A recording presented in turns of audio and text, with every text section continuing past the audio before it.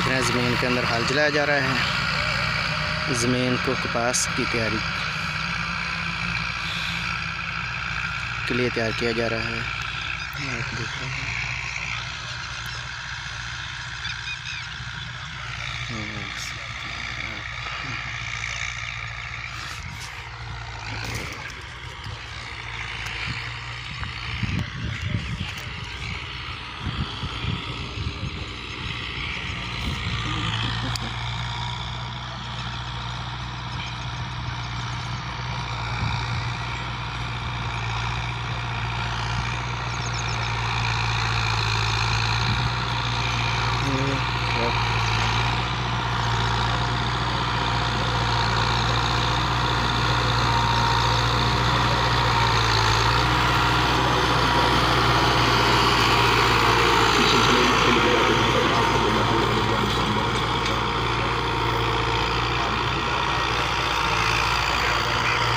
ये ट्रैक्टर 640 है, आप देख रहे हैं।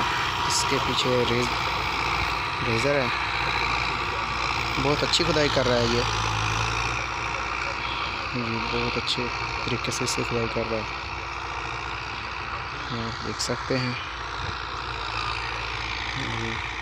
ये देखें, अभी एक चक्कर लगा रहा है बहुत अच्छे तरीके से। खुदाई हो रही है।